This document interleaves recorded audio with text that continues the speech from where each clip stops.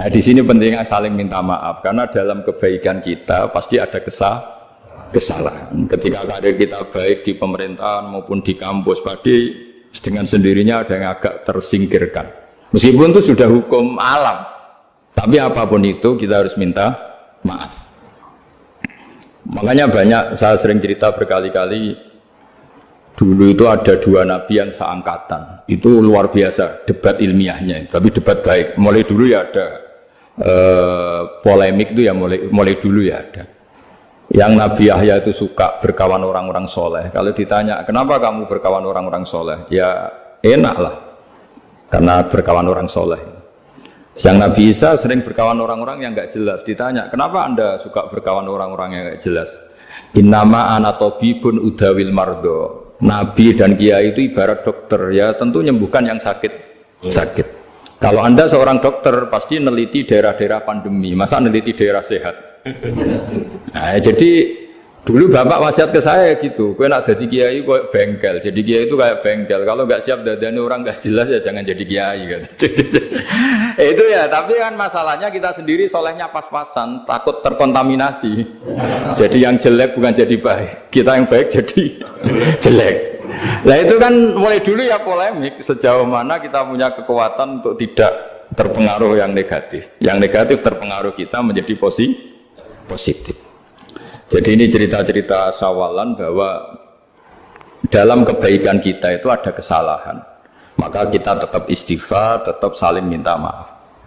Dulu bapak saya kalau diceritain ada seorang kiai sampai sepuh jadi imam masjid, istiqomah sekali.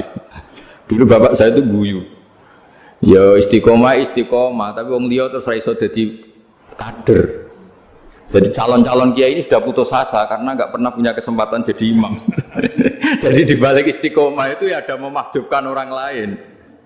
Makanya alhamdulillah di Indonesia itu ada pegawai pensiun. Kalau enggak habis itu. Karena yang anyar-anyar itu mesti ini kurang pengalaman, ini kurang senior. Tapi baru kan ada pensiun kan gantian. Tapi masalahnya di dunia kiai itu udah ada pensiun. Tambah sepuh tambah mantap, tambah sepuh tambah mantap. Nah itu sebaiknya ya mulai mundur-mundur sedikit dari imam masjid itu. Ya nyari-nyari yang lain lah supaya ada kaderisasi, ada.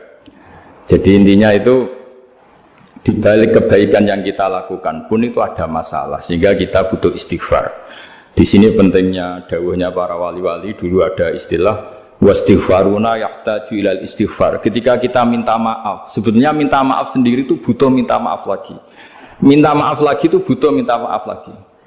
Misalnya saya dengan Mas Hilmi ini akrab, pernah pakai uangnya misalnya. Itu kadang kita bayar itu malah tersinggung, kok kayak orang lain saja bayar.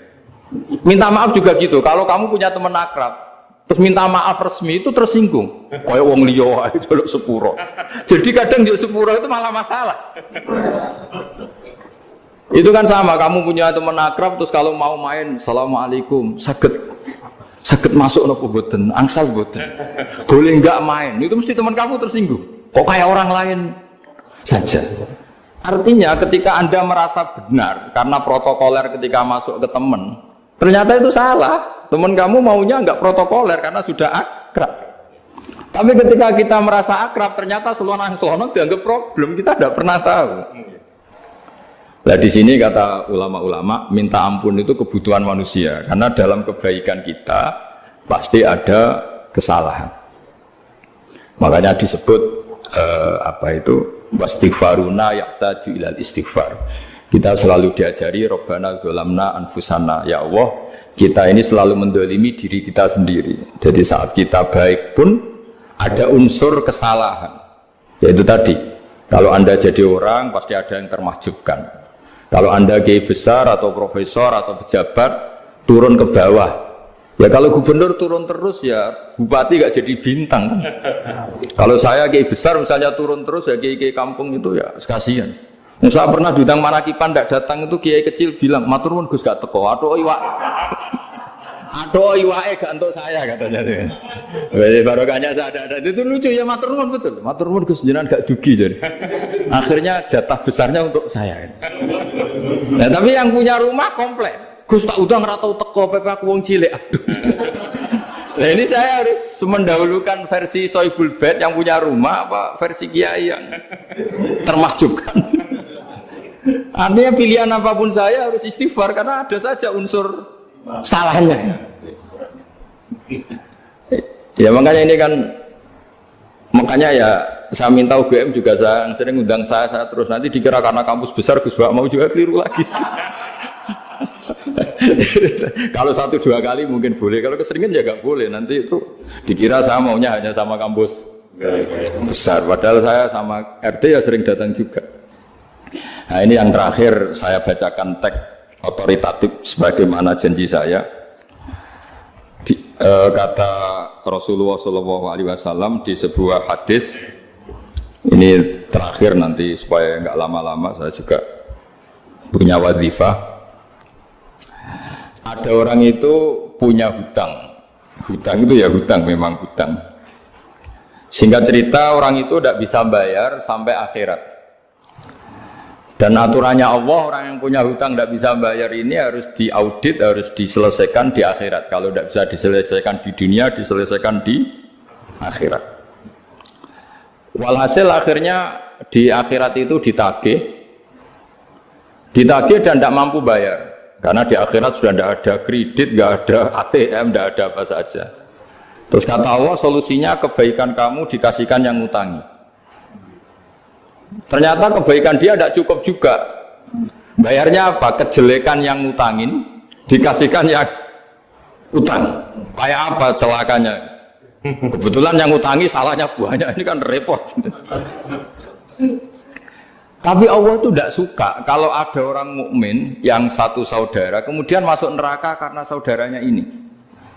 Kata Allah, jika ini masuk neraka berarti disebabkan komplain atau ketidakikhlasan temannya yang mukmin. Masa orang mukmin menyebabkan mukmin yang lain masuk neraka? Allah tidak ingin.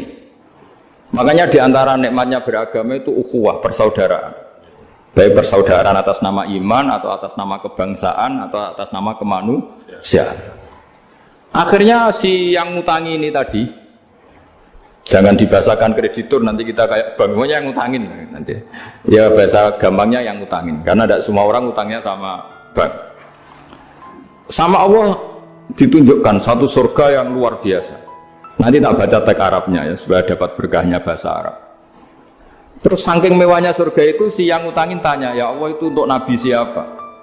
Karena semewah itu pasti untuk kelas Nabi. Atau untuk wali siapa?